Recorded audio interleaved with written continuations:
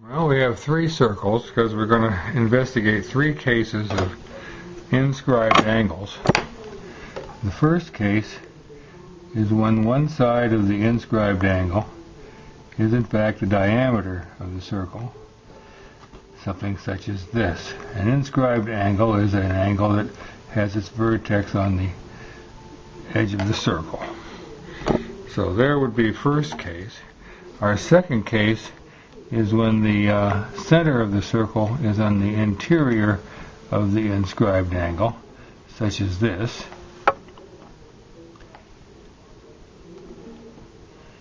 And the third case will be when the inscribed angle has the center of the circle on its exterior, such as this one.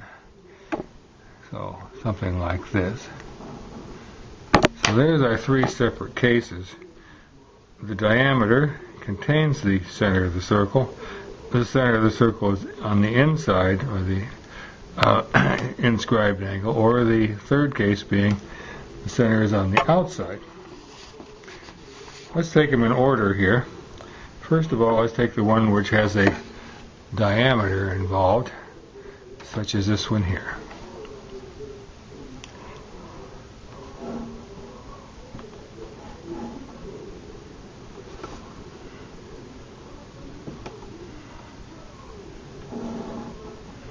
There we go. Well, let's see what we've got going here. Let's say the measure of this angle is x. We don't know what it is. And let's draw the other radius that would go from the center of the circle over to here, giving us a isosceles triangle, because all radii of the circle are the same length.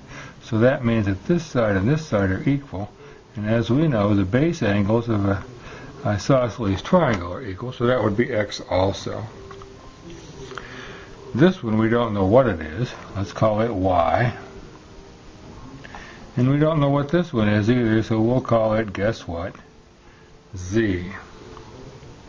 Now on the inside of this triangle I've got three angles, and I know that if I take the measurements of these angles and add them up, that they would end up adding up to, your friend and mine, 180 degrees. The three angles of a triangle add up to 180. And likewise, I have two angles that make a straight line. They add up to 180. So y plus z would also equal 180. And that means that x plus y is going to equal y plus z. They're both equal to 180. They must be equal to each other. We'll substitute. And let's write that down. I have x plus y must equal y plus z. That's interesting. I've got two x's here, a y, and that equals a y plus a z. If I subtract y from both sides of the equation,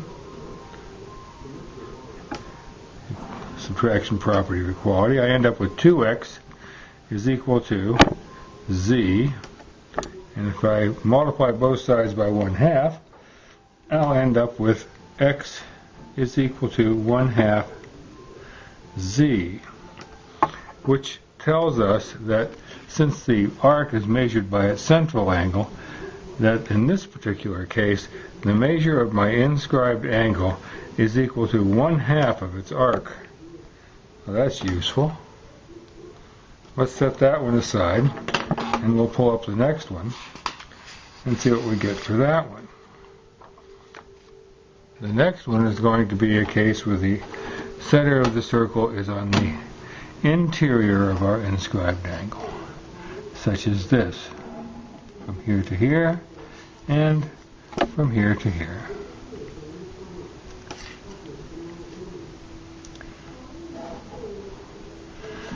Well, that's going to be a lot of fun, I'm sure. Let's draw the diameter that intersects our vertex of our inscribed angle here. And over here I will have a inscribed angle that is contained with a diameter, and down here I'll have another one. And we just showed that if I was to get this angle here and here,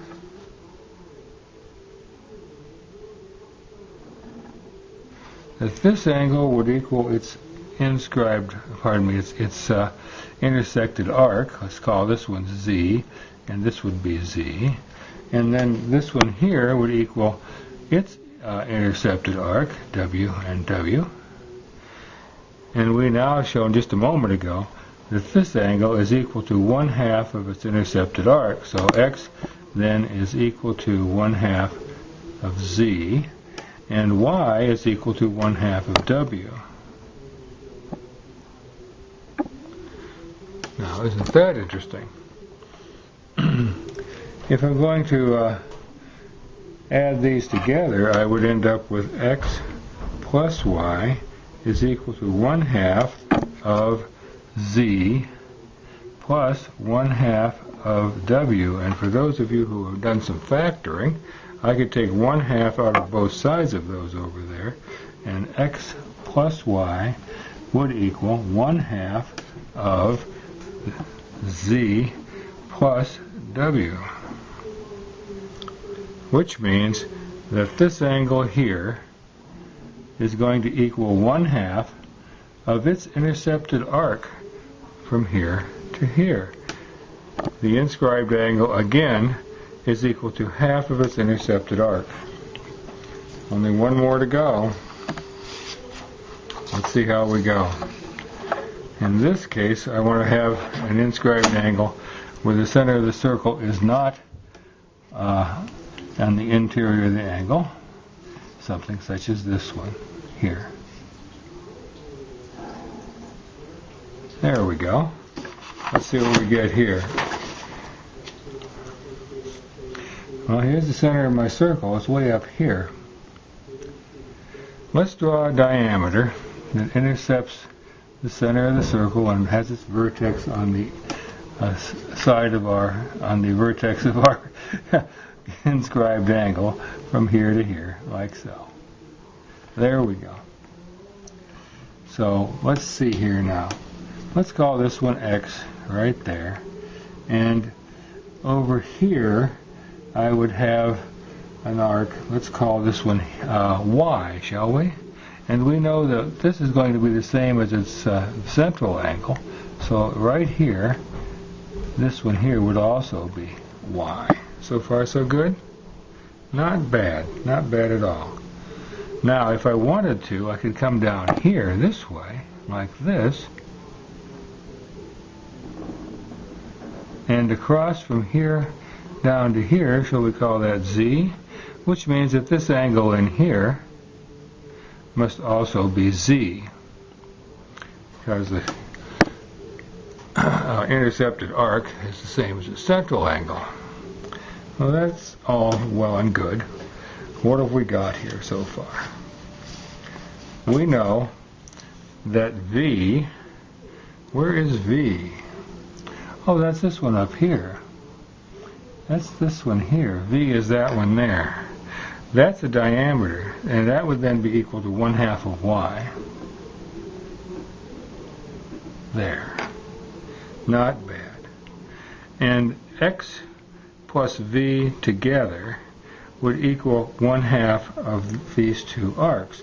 So X plus V would equal 1/2 of Y plus Z. There we are. Now if I were to multiply this through using my distributive property, X plus V would equal 1/2 of Y plus 1/2 of Z. But I know that 1/2 of Y is equal to V, so I can substitute that, and I get X plus V is equal to V plus 1/2 of Z, and that means if I subtract the V from both sides, I will end up with X is equal to 1/2 of z. In other words, this angle here is equal to 1/2 of its intercepted arc, just like the other ones. So we go all the way back to our original thing, and in each and every one of these cases we find that the inscribed angle is equal to 1/2 of its intercepted arc. Let's just call this arc over here A for arc. And this one here, A for arc, this is 1/2 of it. And this one here would be 1/2 of its arc. So no matter what we do with it, the inscribed angle is equal to 1/2 of its arc. That makes it real easy to figure it out. If this, for example, let's just make this up, shall we? Let's say this right here turned out to be 60 degrees. Then this one over here would be 1/2 of that. That'd make that one 30. And so forth. They're all like that. And it's very easy to work with them if you remember it. Not a problem at all.